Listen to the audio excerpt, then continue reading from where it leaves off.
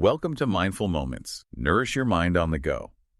This audio uses AI narration to present our original book analysis. Today, we're diving deep into Dan Brown's The Da Vinci Code. Get ready for a whirlwind tour of symbols, secrets, and surprises as we uncover the hidden layers of this thrilling novel. It's a story that really blends historical facts and figures with, fictional conspiracies. And it makes you really kind of question what you think you know about history and religion. Yeah, for sure. I mean, right away, we're just dropped into the action with Robert Langdon, this Harvard symbologist who finds himself like right in the middle of a murder mystery in Paris. He gets this cryptic photograph of the murdered Louvre curator Jacques Saunière, and he's posed in a way that immediately, it sets off alarm bells. Right. This opening scene, it's not just about introducing the mystery. It really sets the tone for the suspense and intrigue that follows. I mean, Saunière uses his own blood to draw a pinnacle on himself and leaves behind a series of clues. He's essentially communicating from beyond the grave. It's wild. And then, of course, the police suspect Langdon. Can you imagine trying to navigate the Louvre with Captain Bizoufache? This guy with unwavering conviction. On your heels. The Louvre itself becomes a character, a place of beauty and history, but also teeming with secrets, much like the mysteries Langdon has to unravel. Exactly. Okay, so let's talk about the pinnacle. It's not just some random symbol. Right. Now, the pinnacle has this rich and complicated history, often linked to the sacred feminine and nature worship. Its meaning has been distorted, particularly by the early Catholic Church. Which kind of explains why Fache instantly jumps to the conclusion of devil worship.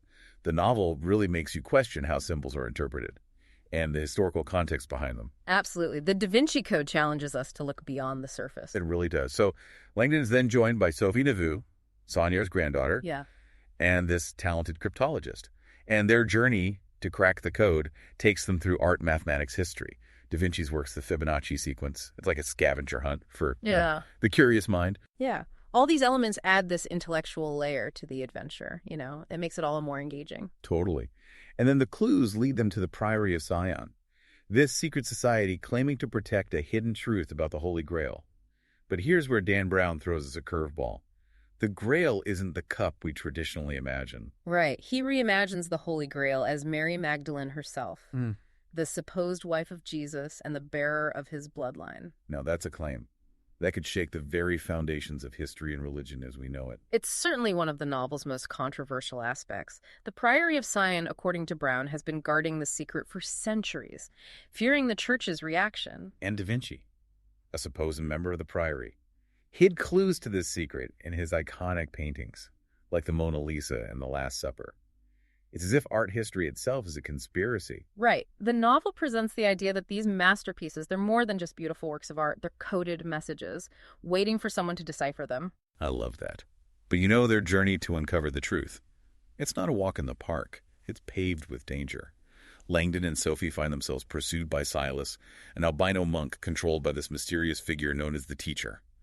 And to make matters worse, there's betrayal that shakes them to their core. It makes you wonder who you can truly trust. It does. Betrayal adds another layer of suspense to this whole thing and highlights the theme of deception that runs throughout the story.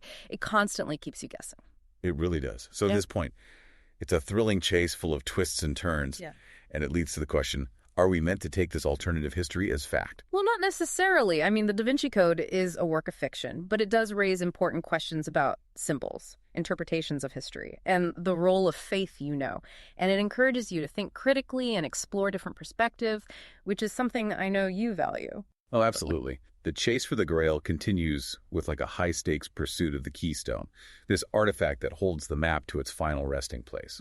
So this leads Langdon and Sophie to the Depository Bank of Zurich. It's like this fortress of security. Oh, yeah, the Depository Bank scene. It's like a masterclass in suspense. I mean, you're on the edge of your seat as Langdon and Sophie try to, outsmart the bank systems and the watchful eye of the bank manager, Andre Vernet. Yeah, Vernet initially seems like he's going to be a huge obstacle, totally bound by duty. But when Sophie reveals their connection to Saunière and the danger they're in, his loyalty kind of shifts. It's fascinating character development. Yeah, his decision to help them escape, even at great personal risk, really shows that sometimes personal convictions outweigh professional obligations.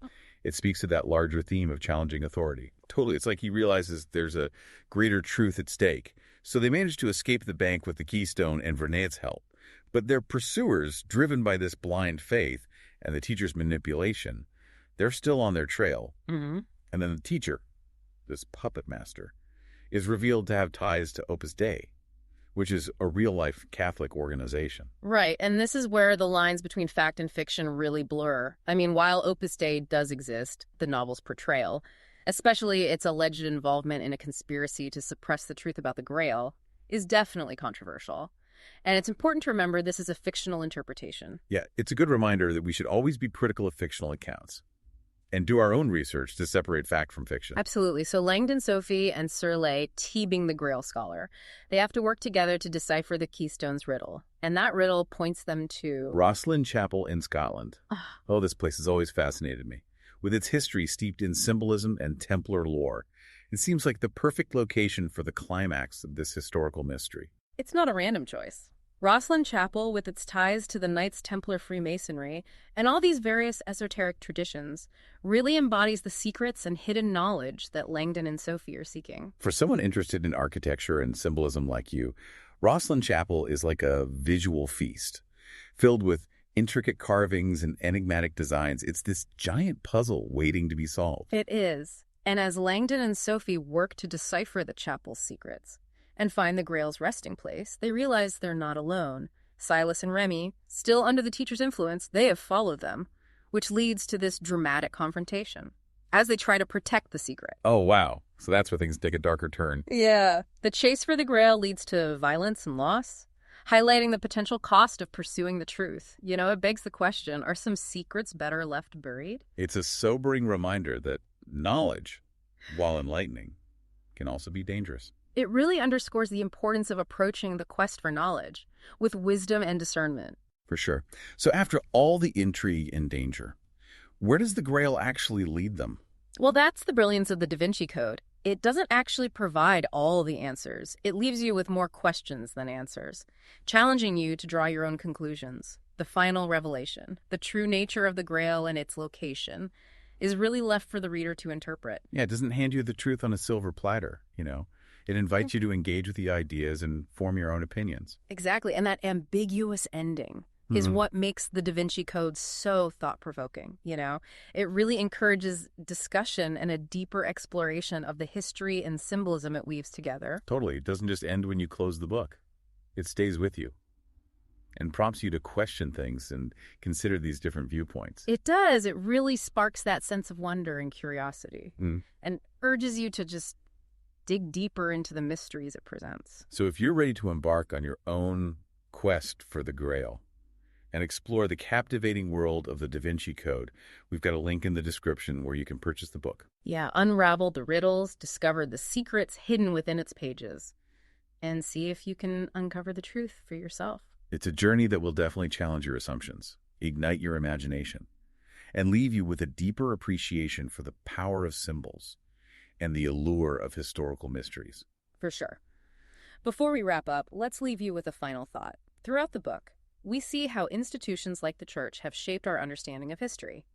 But what if these narratives are incomplete? What if there are these alternative perspectives, these hidden truths that have been suppressed or ignored? Right. What if the history we've been taught is just one side of the story? Exactly. The Da Vinci Code prompts us to question that accepted narrative, to dig deeper and consider the possibility that there's more to the story than we've been told. It's a call to be critical thinkers, to examine the evidence, and form our own conclusions. And maybe even in the process, discover that truth can be stranger and more fascinating than fiction. Well said. And that's it for our deep dive into the Da Vinci Code. We hope you enjoyed this whirlwind tour of symbols, secrets, and surprises. And don't forget to follow the link in the description to purchase the book and continue your exploration. And if you're looking for more thought-provoking deep dives like this one, make sure you subscribe to Mindful Moments for more insights into your favorite books. Thanks for listening.